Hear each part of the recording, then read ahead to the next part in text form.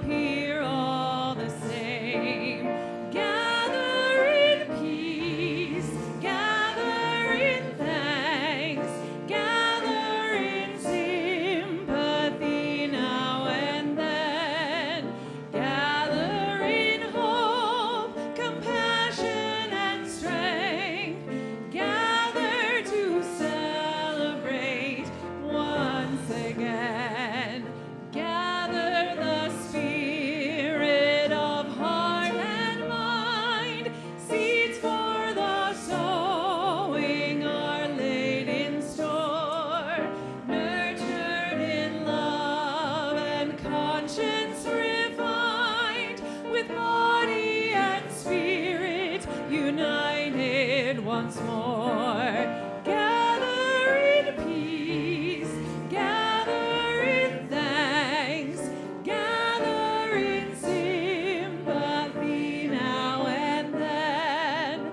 Gather in hope, compassion, and strength. Gather to celebrate once again. Gather the spirit growing in all, drawn by the moon and fed by the sun.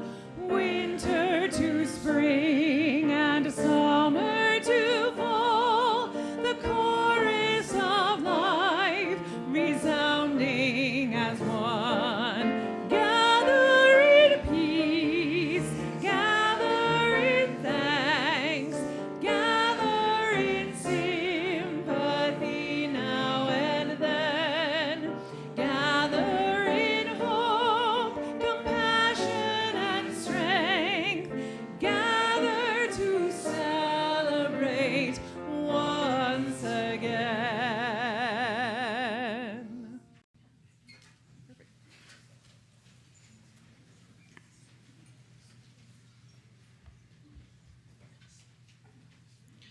Welcome to the Unitarian Universalist Church of Boulder. My name is Amy Self, and I will be serving as your worship leader this morning. One thing I love about this congregation is how many things there are to do. Besides just coming to these great services on Sundays, there's committees you can join, you can do social action, there's a whole bunch of social fun things to do, join the choir, play music. So I really love that about this community. I want to extend a very warm welcome to everyone who is visiting us for the first time. We are an intentional community gathered around our shared values to support our individual spiritual journeys. We don't all believe the same things in exactly the same way, but we do share the same values and the same commitment to our spiritual growth. We share the faith that our beliefs become real when we act on them to make the world a better place. And we share the commitment to live in a life grounded in community. If you're joining us online, please fill out a visitor form in the link in the description. We'd love to connect with you. Each week when we gather, we light our chalice, as do thousands of other Unitarian churches in this country. It is a symbol of our Unitarian Universalist past, present, and future. It is a visible reminder of our interconnection. Will you join me in saying the words of our mission as I light the chalice this morning? Mission words up here. There they go. Oh, good. Okay. And there's going to be some fun kids lighting. Okay. We gather in fellowship to connect bravely, deepen spiritually, embody justice, and always love. Is this me? Okay.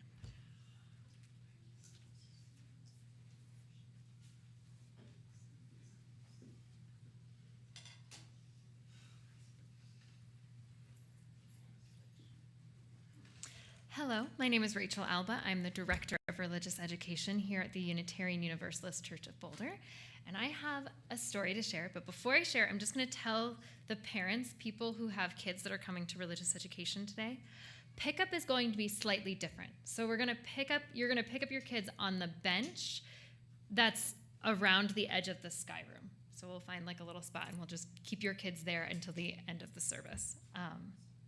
Does that make sense? So that it's not just finding your child amidst the crowd of lots of people. There will be a specific place where they're waiting to be picked up. Okay, so how many of you this summer got to see a firefly? Yeah. Did any of you get to see a firefly in Colorado? No. Neil, where did you see a firefly? Valley View Hot Springs. Valley View Hot Springs. I have also heard that you can find them at the Boulder Reservoir sometime between like end of June, beginning of July. Cold Creek in Louisville. Okay, now we can all remember that for next year when we don't want to travel out of state to see fireflies. But I have a story this morning about a firefly named Flicker. And Flicker had a couple of things that Flicker loved to do. The first thing Flicker loved was to play Marco Polo.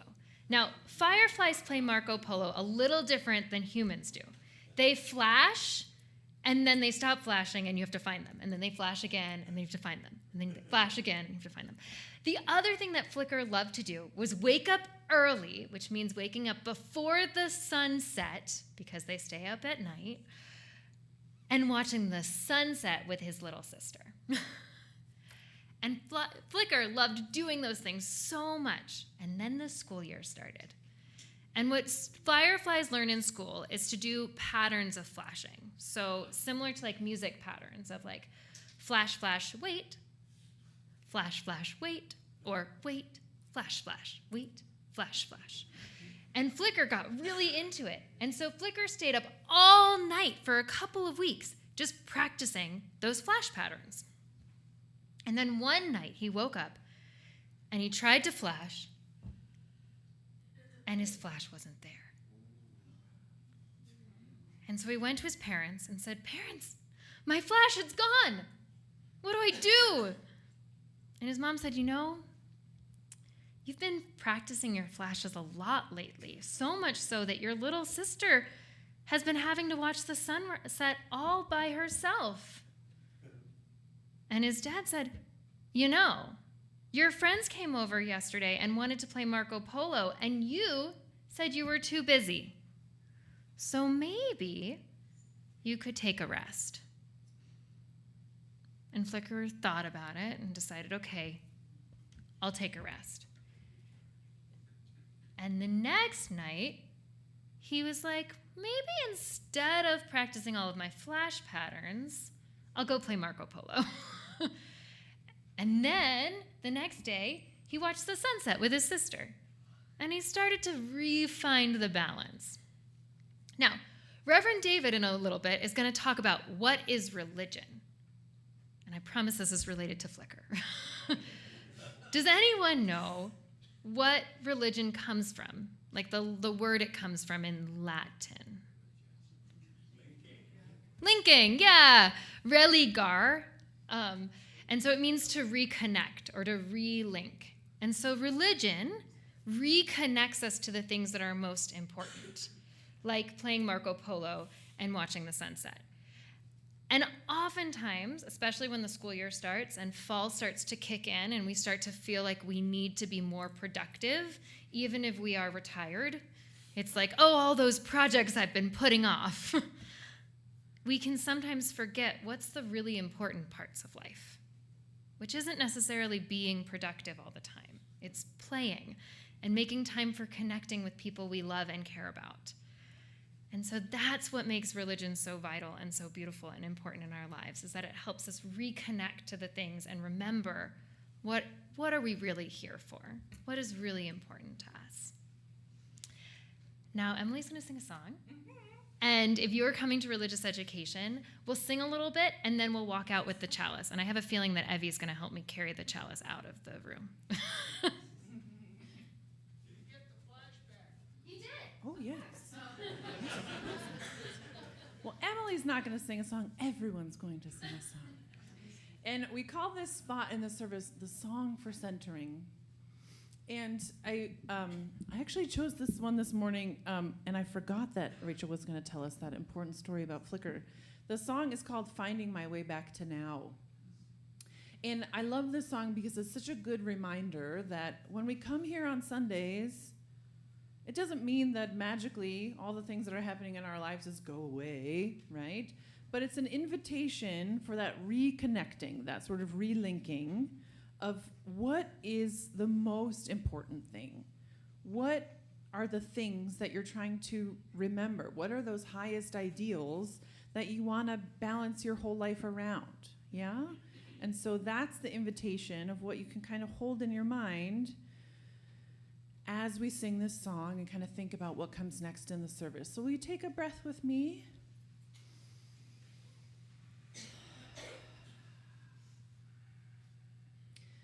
I am finding my way.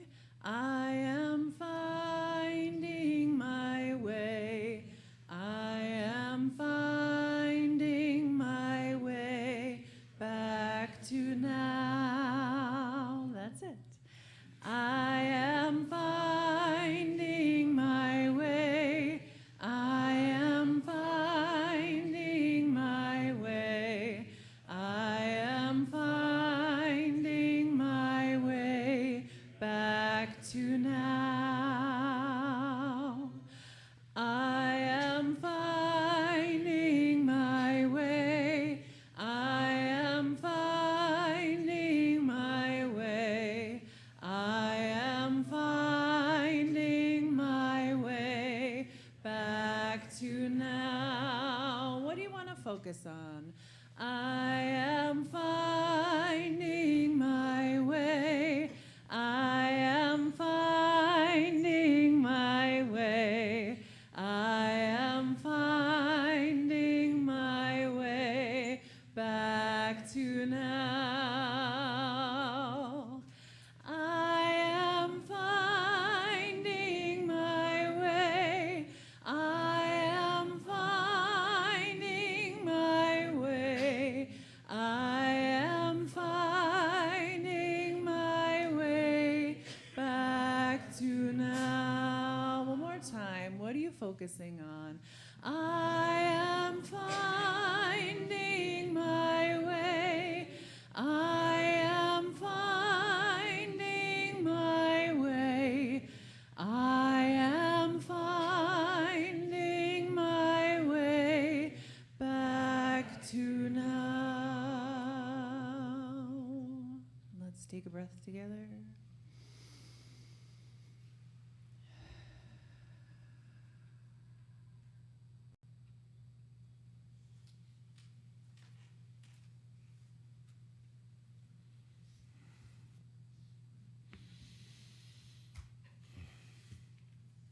The Unitarian Universalist minister and religious educator Jeannie Newyar writes this wonderful book called Tending the Spiritual Lives of Children, which I love because there's nothing about tending the spiritual lives of children that doesn't also apply to everybody else.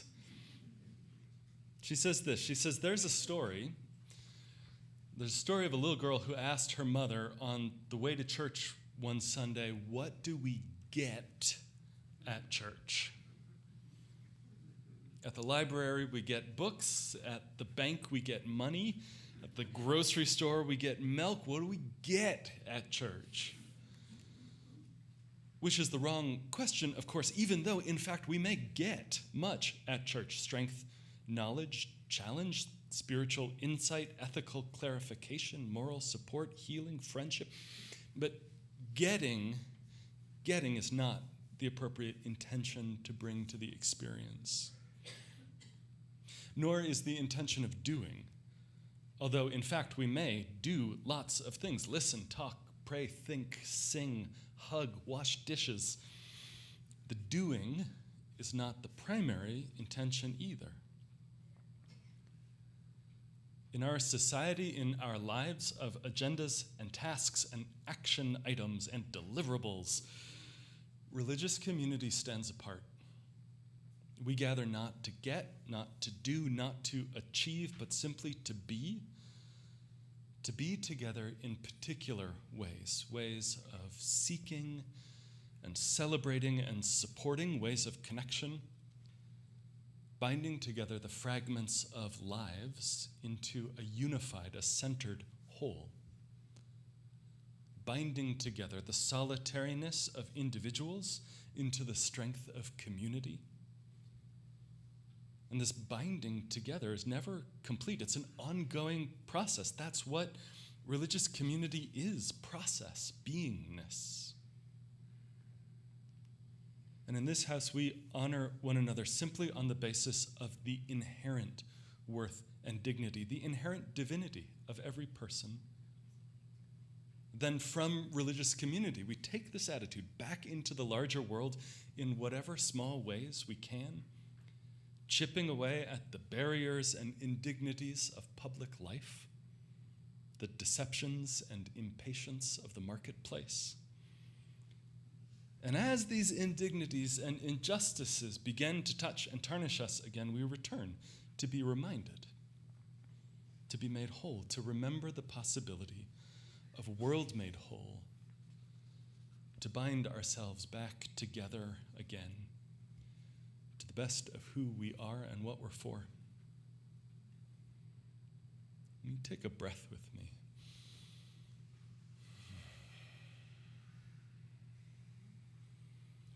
And in that breath, I'll invite you into the slowness of that. To let yourself, let your heart, your spirit, your soul catch up with yourself right now. Your body made it here. Let all the rest of you make it here too. Be here now. And in this moment, in this slowing down and catching up with yourself, the invitation is to a kind of listening, this interior listening, or looking maybe, or feeling your way through in the dark to find what are those pieces of yourself that you need to put back together again, that you want to.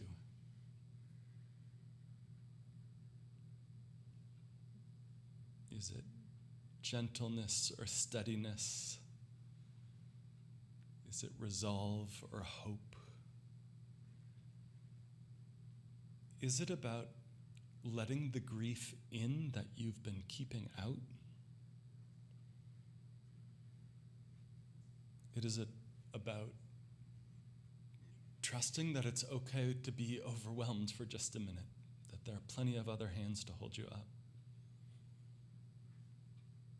What is that for you? What are those things in this moment, in the silence and the steadiness and the groundedness of this house?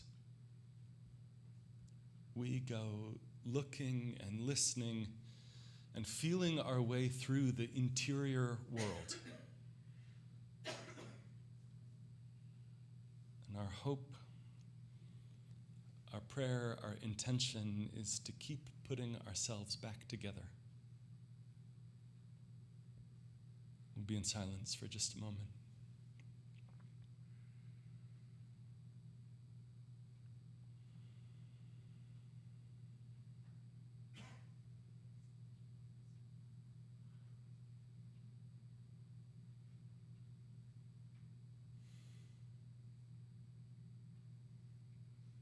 Amen.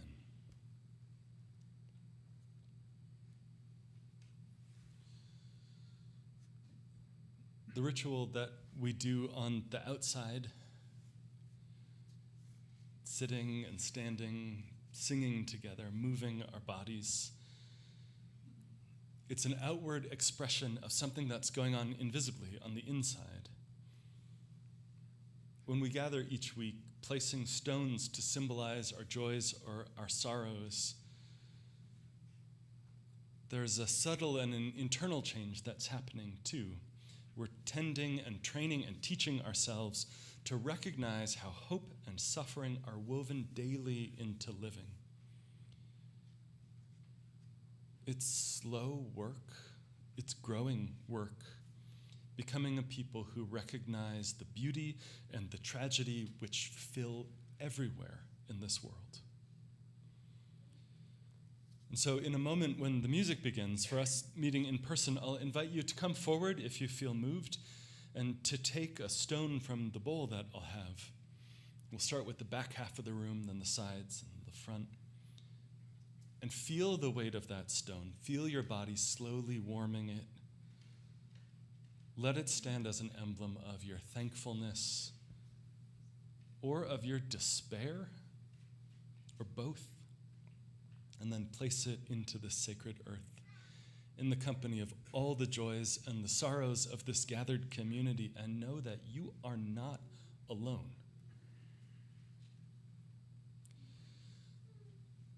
This week, we lift up the continued, the senseless, the horrific suffering in Gaza. We lift up all those ICE victims and the larger cloud of threat, of terror, of uncertainty that seems to spread. For all of our hopes and our griefs, we hold this compassionate space with love. Please come forward as you feel moved.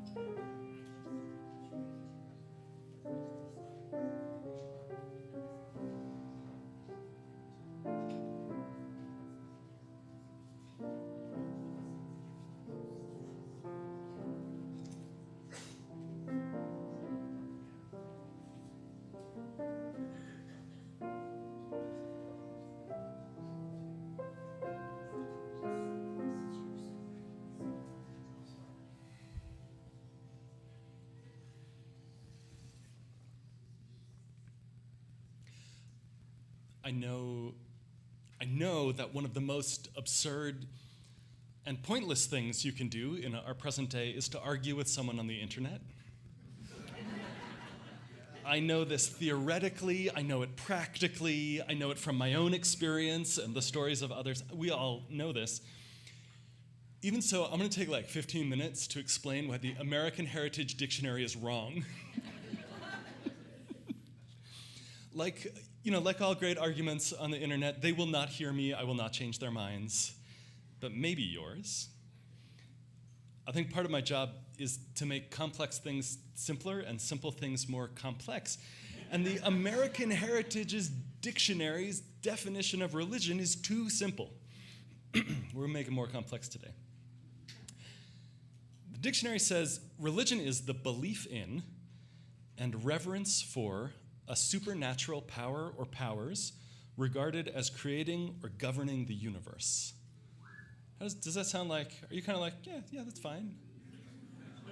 No, you know what's coming, so you're shaking your heads. Good, very good, very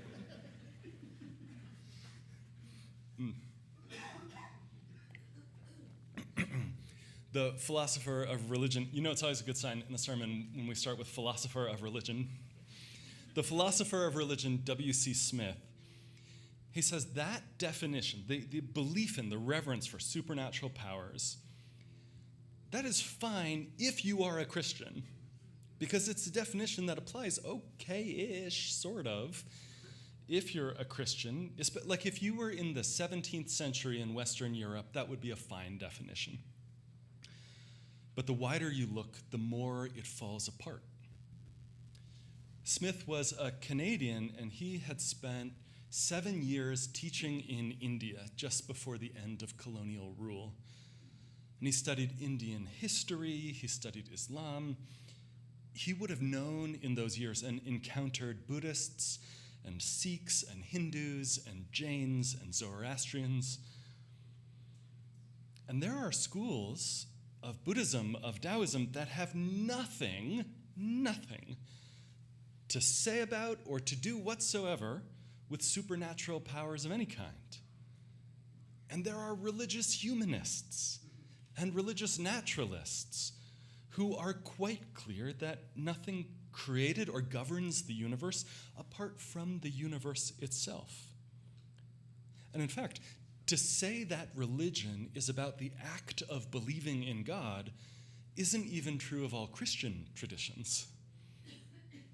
A friend, a former UU who was attending an Episcopal church, told me once years ago, because I asked him, like, how do you, as a former UU, but still more or less a Unitarian Universalist, how do you make it work going to an Episcopal church?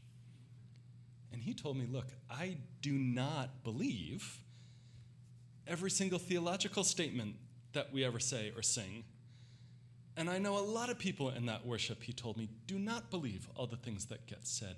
But, he said, I have an experience, this experience in worship that opens my heart and engages my mind and often puts me to work for justice in the world. And there's a ritual that connects me to something transcendent, something bigger than myself. And that's enough space for me to make sense of it in my own way. And in fact, here in Boulder, pastor friends of mine have said they have folks in their Christian congregations who are pretty direct about not believing in God, but still find meaning and purpose in the Christian story, in the form of Christian worship. So we're not actually going to, that's so interesting to me, and we're not going to do more with that right now. Because the point is, W.C. Smith says, if you want to make sense of this, if you want to make sense of how religion actually works in practice, not just create this idea of it, the full diverse reality of how religious people are actually experiencing religion, throw away the simplistic definition. It doesn't actually work when you look closely. And instead, Smith gives this definition that's a lot like my friend described his experience to me. Smith says, religion is just about two things. The first is an individual's personal experience. What is going on for the individual? And the second is the cumulative tradition, the philosophy, the art, the music, the culture, everything shaped by that religious tradition. And these two aspects, the individual and the tradition, they influence each other. The tradition places the individual within a context. This is why Catholics have visions of the Virgin Mary, and Buddhists have versions of the Buddha, and Buddhists tend not to have visions of the Virgin Mary, vice versa. It's because the individual is within their context, right? But then also the individual shapes and helps to reshape that cumulative tradition, shape that context for the people around them, for the next generation. So Smith boils it down. He says, straightforward, individual experience, cumulative tradition. But maybe not. Ninian Smart starts his life in Scotland and ends his career as a scholar of religion at UC Santa Barbara, teaching in a kilt and a bow tie, which I just sort of love the idea of the Scottish dude in the 80s, like wandering around Santa Barbara in a kilt. Smart serves in British Army intelligence during World War II, and during that time he encounters with just a great deal of open-hearted, open-minded curiosity Sri Lankan Buddhists. And he realizes that this narrow Christianity that he grew up in Scotland in the 30s, 20s, was much too narrow to describe what religious experience was like for people outside of his own tradition. And so Smart's instrumental in establishing religious studies as an academic discipline, this idea that the philosophy of religion is not about defending what you already believe in, but about exploring and explaining and trying to make sense of this human phenomenon. And he says, through the scholar's lens, that religion is a way of doing culture. It's a form and a shape of culture. There are 7 dimensions of it. And Smart is less interested in making a checklist about what counts as a religion or doesn't. He's not really interested in the boundary between are you in, are you out as a religion. Instead, what he wants to do very much is say, if you want to understand what religion is, if you want to get to know a religious tradition, if you want to have a complete enough account to actually make sense out of it, he says you have to describe it in 7 dimensions. There's a ritual dimension, experiential, narrative, there will not be a quiz on this, doctrinal, ethical, social, and material. The point here being that there are lots of different kinds of experience going on in there. He is rejecting as inadequate this first dictionary definition of just belief or reverence in a supernatural power. That's not the most important thing. That's not the essence, he says. If you want to understand a religion, you need to know the practical and the ritual, the form of our gathering, the work of singing together or doing stones. When do we stand? When do we sit? Why? You need to understand the experiential dimension. What does it feel like on the inside? How does it change your experience of being in the world, to belong to that tradition? He says to understand a religion, you need to know the narrative and the mythic dimension of it. What is the story of where we've come from, of where we're going? What's the larger story that we belong to? And then what is the doctrine, the philosophical pieces? For us, what are our shared values? What do they mean? How do they fit together? He says you need to grasp the ethical dimension. For Unitarian Universalists, our tradition says, in part, you know what a person believes by what they do in the world. What is that claim on us to do in the world? And there's so much of this. I don't mean to overwhelm you with the amount of complexity, but I want to give you the sense that Smart says you can't just distill this down to one little essence, like a yes or no question of belief. If you want to understand a tradition, you need to understand this breadth of it and all the different ways that it touches and shapes lives. All right, 7 dimensions. So we started off with 2 dimensions, the individual and the cumulative tradition, then 7 dimensions. And the third approach takes a different direction still. For his doctoral studies, the American anthropologist Clifford Geertz spent 2 years in the 1950s living in a small rural town in Indonesia. And he studied the religious life of the inhabitants there. And Geertz is an anthropologist, so he's not showing up to this village thinking, I've got my box that I'm gonna put this community into, and I just need to figure out how they slot in. Instead, Geertz is starting with observation. He's sort of starting from the data and trying to figure out, all right, when I look at everything that's going on in the religious life, this tiny little rural Indonesian village, how would I describe the shape of this thing? And does that give some insight into what religion is? So he takes this whole question in a different direction. He says, well, sure, there's these 7 dimensions, it's fine. Smart talks about all that.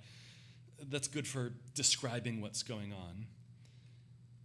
But when you get to the heart of it, what's really going on down deep underneath, he says religion is a system of symbols.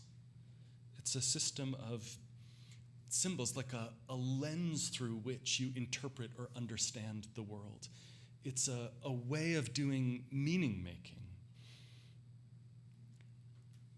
Geertz writes in a densely academic, but also hopefully sort of poetic way, of religion as a human response to the problem of meaning.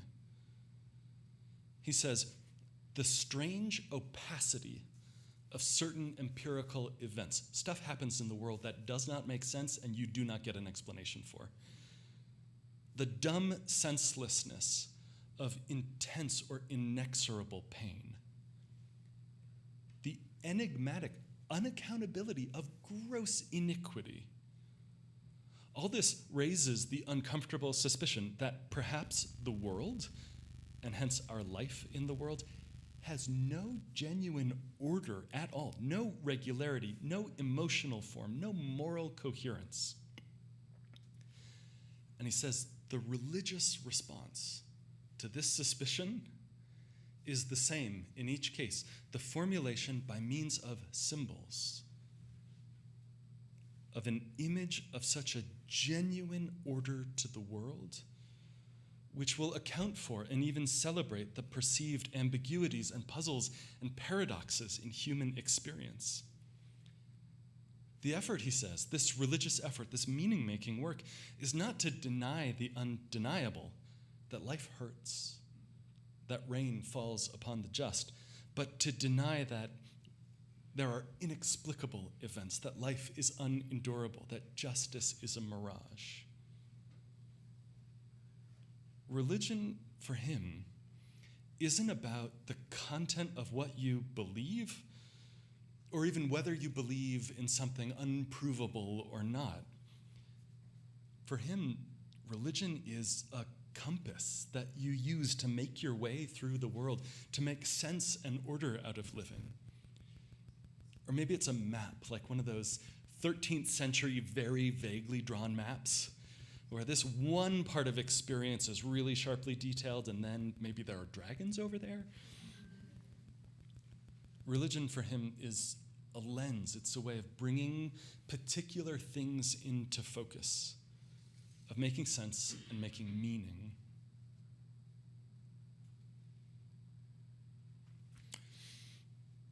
As a student, and this is probably coming across, I loved my philosophy of religion classes.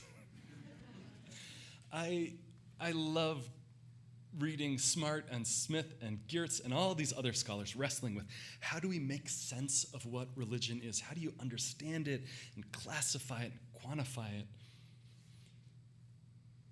But what I love even more than getting to just nerd out over that is the question that the classroom asks less frequently and we get to ask all the time in church. Namely, so what? What actual difference does any of that make in our lives? Here we go. Religion is the dynamic equilibrium between individual experience and cumulative tradition. Great, so what? Religion is 7 dimensions of culture: ritual, experience, narrative, doctrine, ethic, social interaction, and material culture. Awesome, so what? Religion is a system of symbols for making meaning. The Unitarian preacher Forrest Church used to say that religion is the human response to the twin realities of being alive and having to die, which is to say meaning making, making sense of it. So what? Here's the thing. Maybe along the way, your heart or your spirit got bruised because people in your life told you that you didn't believe exactly the right things in exactly the right way. And with words or looks or silence, they told you you were bad or wrong or broken in your being because you didn't believe correctly. You were on the outside, they were on the inside. And the trauma, the hurt of those experiences is real. And it matters, and maybe it still shapes your life in some ways right now. But they were wrong. You may have thought that religion was primarily an affair of believing, and if you weren't sure how a person goes about believing, you may have thought you weren't a religious person. But I would suggest instead, religion is the work of meaning making. And in fact, I'm less interested in crafting the perfect definition of a word and being right on the internet. I'm less interested in that, and much more interested in inviting every one of us into participation in that meaning making, into exploring your individual experience in conversation and context with centuries of cumulative tradition. Invitation into a multidimensional, multifaceted life and journey and meaning-making experience where the most important question is not exactly what do you believe on this one thing. An invitation instead into religious life as a way of making sense of the world. In 1977, Ninian Smart made a 13-part documentary series surveying religions of the world. I watched it years ago. It's a little dated now. I don't remember if he was in the kilt during the videos.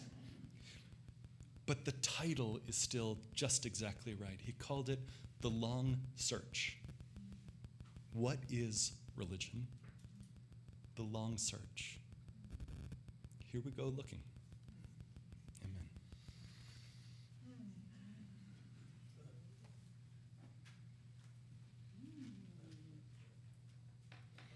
Yeah, and as we search, here we are, alive in these bodies and on this planet and like making coffee and egg sandwiches and things. And yet there's something so beautiful and sacred about the sort of mundane facets of our existence as well. So For All That Is Our Life is a hymn that kind of invites us to ponder all of that, the sacred, the beauty, blades of grass, drinking coffee, big giant philosophical ideas, beautiful cascading 16th notes in the piano. Why don't we rise in body or in spirit and translate this lofty knowledge into our physical bodies?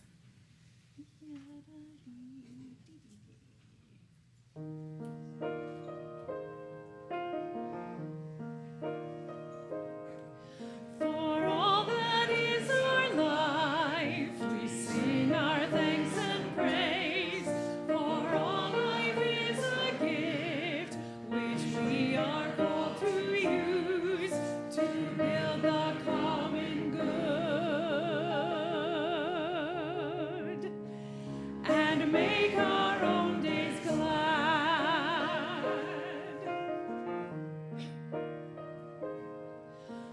needs which others serve, for services we give, for work and its rewards, for hours of rest and love, we come with praise and thanks for all that is our life.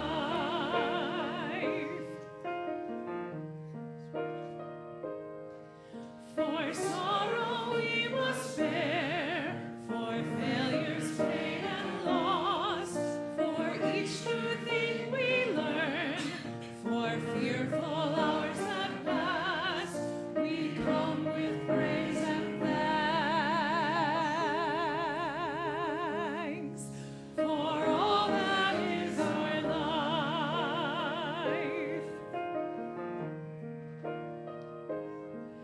For all that is our life, we sing our thanks and praise. For all life is a gift, which we are called to use to build the common good and make our own days glad.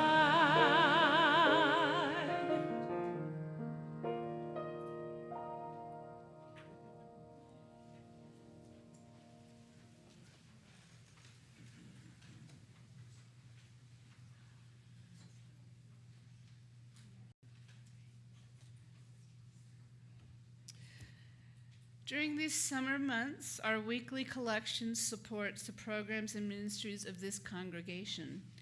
In September, we go back to splitting our plate collection with local nonprofits. We're entirely self-supporting through our own contributions. Everything that happens here is co-created by this community through our gifts of time, talent, and treasure. I invite you to give as generously as you are able. For those online, you can use the QR code and find a link in the video description. For those gathered in person, you can scan the QR code or make a donation as the ushers now pass the baskets. May our gifts be used to enact justice, bringing peace and love to the Boulder community.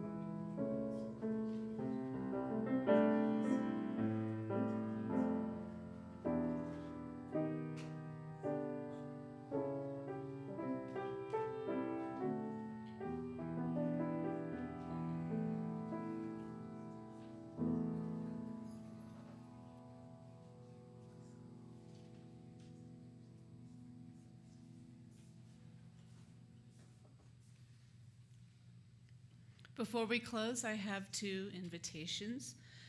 There is an usher and greeting training today We'll meet here in the Earth Room 10 minutes after the service. Even if you haven't RSVP'd, you are welcome to join us. And on a more difficult note, at 3 p.m. this afternoon, there will be a memorial service for Andy Young, who was a member of this community for some time. All are welcome. And finally, Dr. Emily has an invitation. We're trying something new this year, which we are calling a Song Circle, which is going to happen once a month on Sunday evenings at 5 o'clock in the Sky Room, it's called. I always forget. So Song Circle is an hour long, and it's part guided meditation, part group improv, part call and response singing, part songs you already know. Very much come as you are. I know Sunday night is an interesting time, so you can come in your sweatpants, your yoga clothes, your jammies, whatever feels right. You're very welcome. No previous training or experience of any kind is necessary. And while I'm talking about singing, we had a fantastic choir kickoff retreat yesterday. It was great and tons of fun. But if you weren't able to make it, fear not. By no means is choir closed for the year. We have our first regular Thursday rehearsal this week, Thursday, 7 o'clock, and we would love to see you, even if you were not able to make the retreat. Choir is super fun and welcoming, open to everyone. No singing experience required, no choir experience required. We would love to have you. And I think that's all the singing announcements we have. Right? Great. Other closing words. Closing words. What? Say something to close this out. Let's sing. Well, you don't have like regular closing words? Okay. Well, usually he writes like very like prayerful, summative closing words. I wanted to make sure I wasn't gonna usurp the. Oh, you want me to do like the? Well, hold on. I don't know. I wasn't ready for this. Hold on. It's like a different part of my brain. Okay. Well, as we close this time of worship, let us be grateful for the opportunity to gather in community. Let us steep in this beautiful sense of connection. Let us carry this feeling forward as we go about our week. Let us be reminded of our highest ideals as we go forth. Let us remember that the road is long, the work is hard, and feels like it will never be done. But no matter what, none of us is ever alone. Yeah. Will you rise in body or spirit? I have a new song to teach you to close. I have to sing it twice to get the whole time through. You're going to be very excited and you're going to want to sing, but try not to. Okay. May this be an opening. May I be an opening. May we be an opening to love. Don't sing yet. May this be an opening. May I be an opening. May we be an opening to love. I think we have these lyrics on a slide. Let's go. May this be an opening.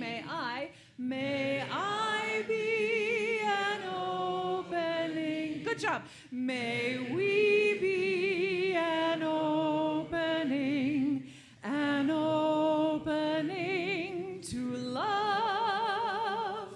May this be an opening. May I be an opening.